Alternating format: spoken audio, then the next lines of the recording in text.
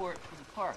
But the way that they did it wasn't maybe the very best way from the health of the bears. I see a hand for a question. Why don't you guys do that anymore? Hold that thought for about 2 minutes. Anyway, so they did this, and it went on with greater and greater ceremony and formality through the late 1930s. Around 1938, a couple of the biologists began to say, you know, we don't think this is really very good for the bears. And it was around that time that we really started to understand a little bit more about animals and about ecology. And by 1940, due to the influence of the scientists, the feeding was stopped. Another question, yeah?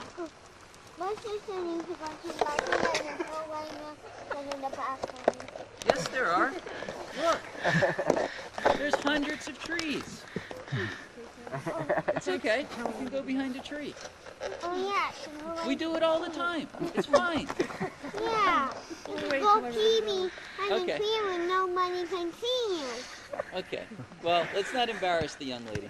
It's okay. It's okay. All right. So let's keep passing that picture around, because after everybody sees it, I want to ask you a question about it. Pass the picture. Comedy for the day. Also, Civilized bears? yeah. Well, Why see, didn't that's the bear just eat the problem. ranger? That's just the problem. When the bears were fed by us, they began to make this association, of course, between people and food. Not that people are food, but that people provide food. And it's been very, very hard to break that habit. And that's why today we have all of these regulations about not leaving food out in campgrounds and in picnic areas and stuff. Because every single time a bear gets food from a person, it strengthens that association between people and food. If that happens more than a couple of times, the bear gets what we call habituated, or used to human food. And that's when the problems really begin. Because once a bear has made that strong association, it becomes more aggressive.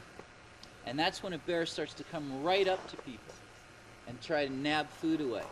And sometimes trying to get that food, it might even knock someone out of the way. And that's when people start to get hurt. If the problem goes that far down the line and becomes that severe, then to relate back to somebody's earlier question, that's when sometimes we have to send them to bear heaven. When we stopped feeding them, there were some major problems for the first couple of years, because we had dozens of bears who suddenly were deprived of this food source. And I think, just to give you some numbers to put it in perspective, in the 3 seasons from 1959 to 61, we had to kill about 65 bears in this park. Now, we're not allowed to kill more than 10 a year. And of course we would prefer to not kill any. But last year we still had to kill 6 of them. 3 right in the park and 3 just outside the boundaries. And that's certainly a last resort. But sometimes it's the only thing that can be done. And we'll talk about why it's the only thing that can be done.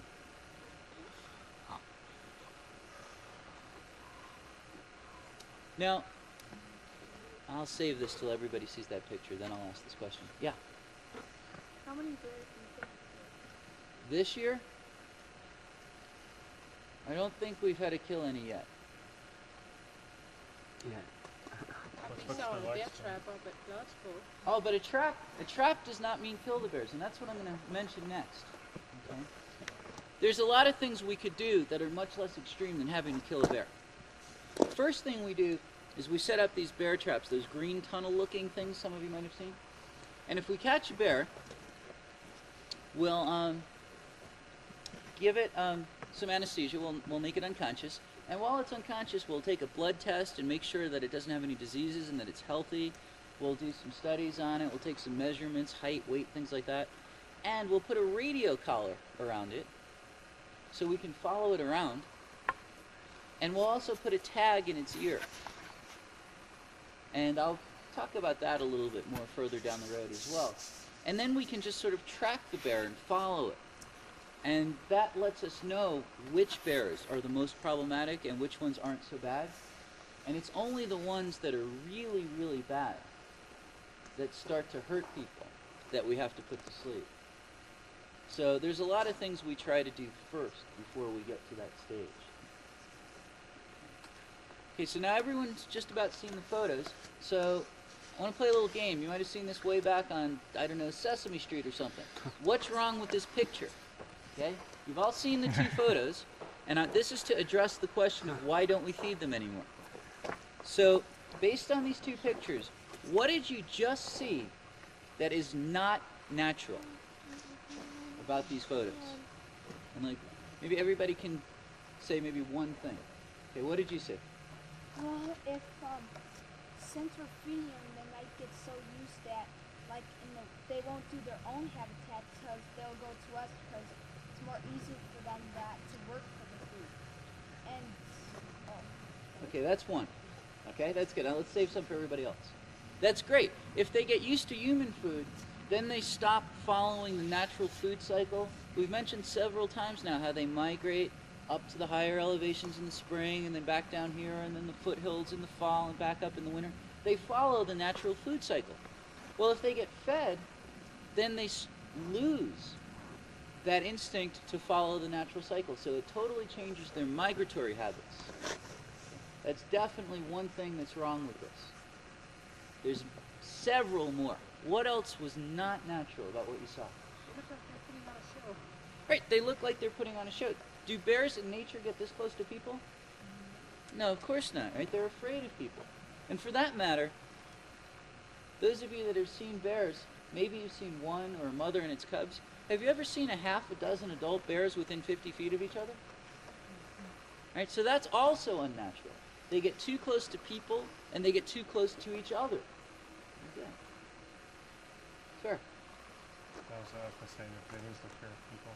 Exactly. They lose their fear of people, and they lose their territorial instincts relative to each other.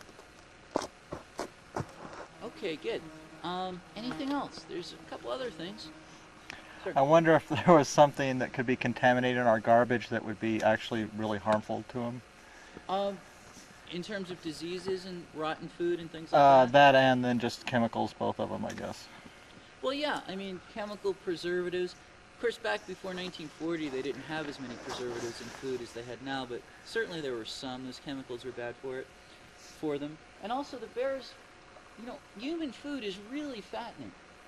I mean, a diet of grasses and berries, you know, you've got a lot of protein and healthy things, but and ants and bees, you get all that protein. But, you know, packaged human food is really fattening, and most of what we eat most of the time is fairly unhealthy for us. So the bears started to get fat and unhealthy.